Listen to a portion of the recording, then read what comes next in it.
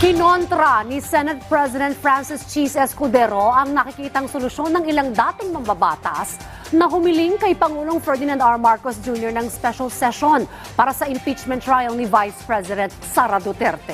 Yan ang ulat ni Daniel Manalastas.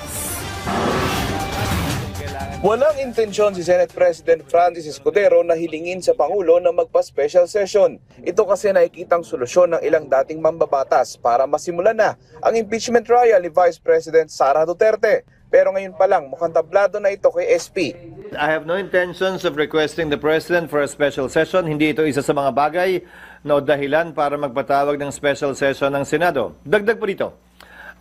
Sino bang may gusto na mag-special session kami at mag-trial kami bago mag-eleksyon? Sino mang pro-anti-VP Sara, hindi namin papakinggan. Susundan namin kung anong tinatalaga ng batas. Bakit ko iibahin ang pagtrato dito sa impeachment complaint na ito? Hindi ito espesyal. Hindi ito kakaiba.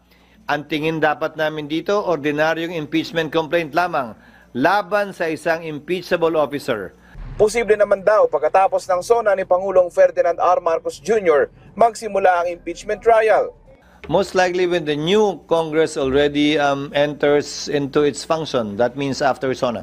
Sabi ni Escudero, hindi dapat katakutan ang proseso ng impeachment dahil normal naman daw ito at naaayon sa saligang batas. Sinagot din ng senador ang senaryo na baka magkaproblema kung hindi masisimulan ngayong 19th Congress ang impeachment trial. Isa sa nakikitang senaryo na baka hindi manalo ang ilang pumirma na kongresista sa impeachment. Again, that is a subject matter for the impeachment court to decide.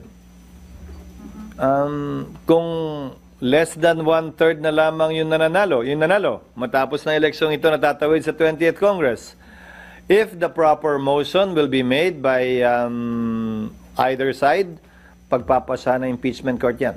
Sa ngayon, nabigyan na ng kopya ng impeachment complaint ang mga miyembro ng Senado. Bibigyan ng sapat na panahon ang mga senador upang mapag-aralan maigi ang reklamo. Daniel Manalastas para sa Pambansang TV sa Bagong Pilipinas.